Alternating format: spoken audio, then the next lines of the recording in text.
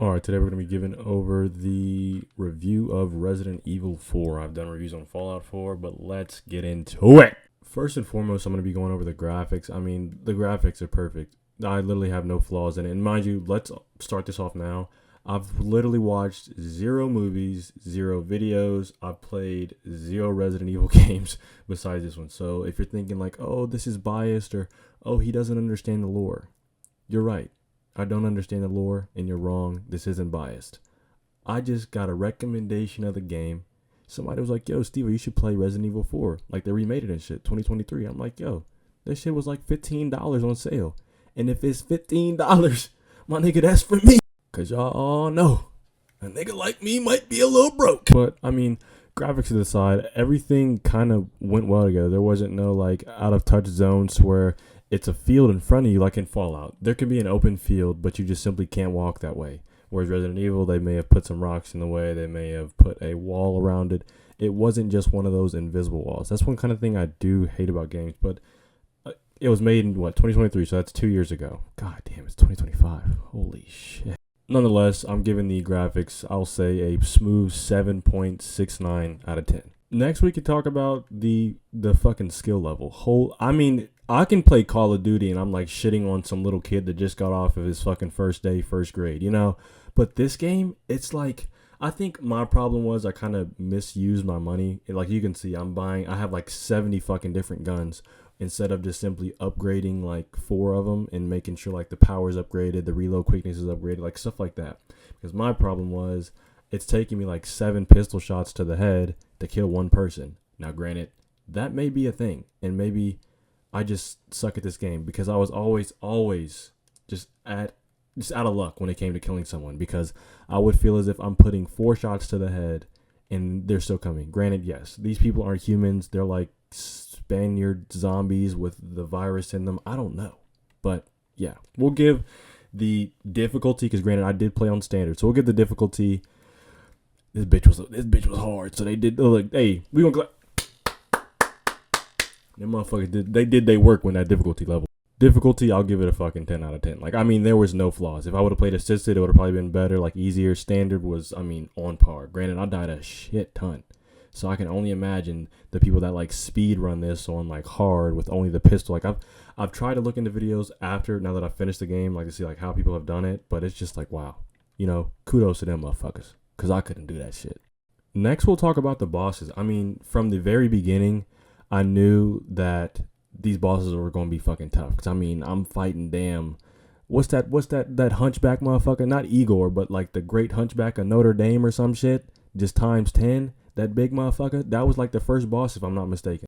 I'm pretty sure my first boss, no, because I died on the last one as well. The first boss was literally the only one that I didn't die on. If you want to fact check me, you can go look at the video and then you can be like, yo, Steven, you actually died, you fucking idiot. Or you can be like, my glorious black king, you actually didn't die. Thank you for telling the truth to us. You know, either or. But the bosses were really well rounded. I mean, you had the big ones, and then like I remember one of them, you had to like fight 2 at one time with me and the Spaniard. I can't remember his name. Sorry, I don't know the lore to the extent. What else? The very last guy, him being like the know all, say all, the fucking Undertaker guy that you couldn't do shit to. That was a pretty hard one. Okay, so off topic. The hardest of them all was Ramon. If I'm not mistaken, his name is Ramon, but he's the one that's like Venom, and he could like shoot from one wall to the next, and like he'd shoot that black gooey stuff all on my face, and it would burn. Like, that was by far the hardest one. That's probably the only one that I died like 10 plus times to. Like I said, the difficulty was a 10 out of 10. Like they definitely, it's a well-rounded game. It's like, it's not too hard. You know, if I wasn't yapping to you guys the whole time, if I was just quiet and I locked in, probably would die a little bit less. But, you know, obviously if you're streaming, you want to give it a little entertainment. Who the fuck gonna watch somebody that's not entertaining? That don't make sense. So we've gone over the graphics, we've gone over difficulty, we've gone over the bosses. Although the bosses, we'll give it a 8.103 out of 10. Next, we're going to go over the guns. The guns were perfect. I mean, I pretty much had every gun besides the rocket launcher and like maybe 2 others, like that striker with like the scope on it. But every gun was well rounded. Like the pistol was good.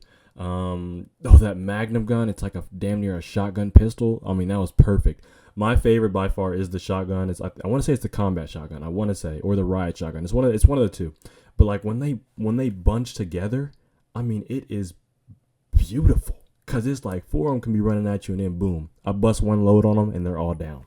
I also love the fact that I hated it, but I loved it. The fact that you couldn't buy ammo. You had to buy the resources to make the ammo. Like, if you could buy ammo in this game, I'd just literally just buy only shotgun and assault rifle ammo and just fucking mow it down like I'm playing Call of Duty. So it was very smart to not have the option to buy ammo. Like, as you can see, all the barrels that I'm kicking down. I mean, they give you every single option, whereas money, herb, all types of stuff.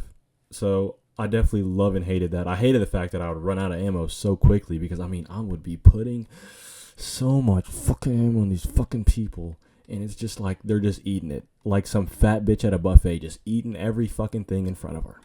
I love my fat people. I apologize.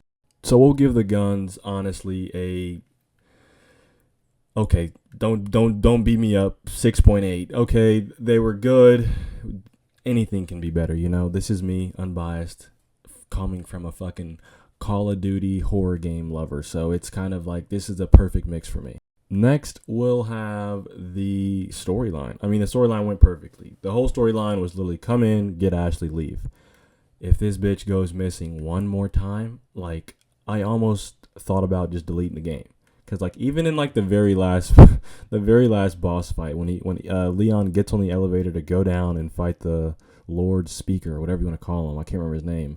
But he was just like, stay here. And like in the back of my mind, I'm like, no chance there's like more to this chapter. Like no chance they're going to make me kill the boss and then go find Ashley again. Like, why couldn't we just give her a damn gun?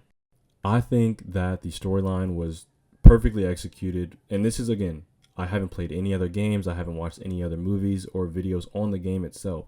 So this is coming from a very, very unbiased opinion. Some people may be like, oh my God, the remake was terrible. They didn't really depict things like they did in the first one. Or some people may love it like it as much as I do, maybe even more. But again, everything kind of worked perfectly. Like it wasn't just a quick come in, grab her, leave, other missions elsewhere. Like that's what I thought when I first came into it. I simply thought that I would come in, grab the bitch, leave, and then like we'd have some other jobs or missions elsewhere. Like they just fucking give me a helicopter to get up out of here.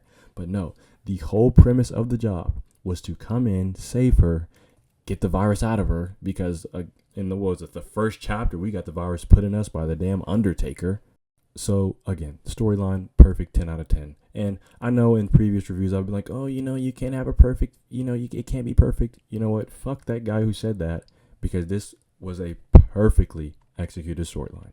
Next, we can talk about, I guess, the missions itself. Like, I barely looked at the map as it is. I mean, the map is huge. There's like one door leads this way, the other door leads this way, but you might need a key card, and you got to get like the devil's asshole key card shape, or you got to get like a box with chicken nuggets in it. Like, they definitely made sure that it's not just like something you can just shoot your way through. Like, they definitely...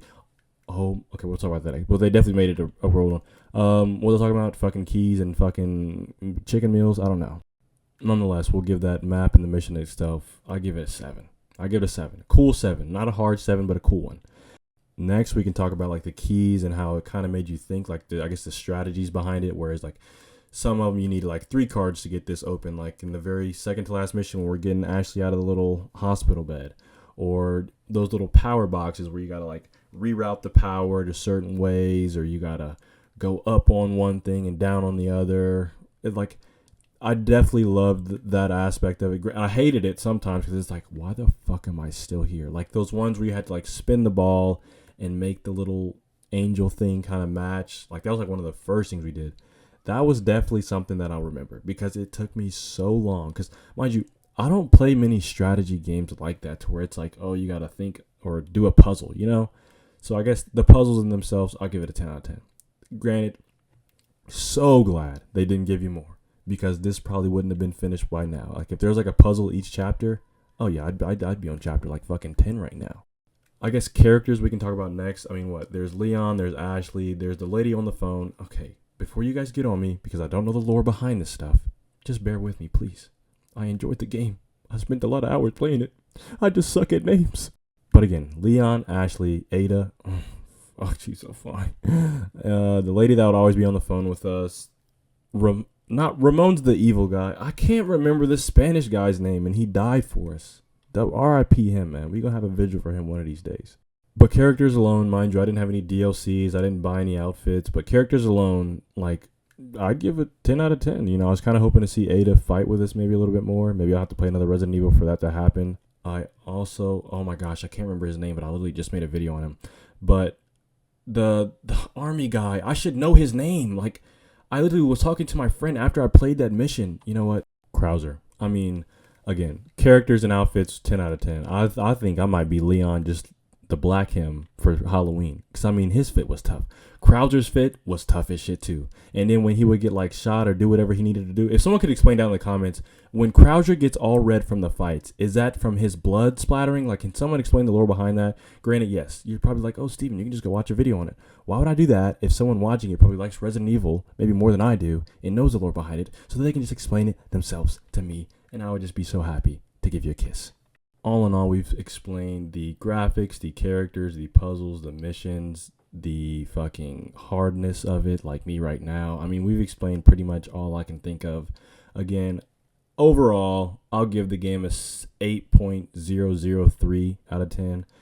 Perfectly executed in some ways more than others, but I would definitely play another one.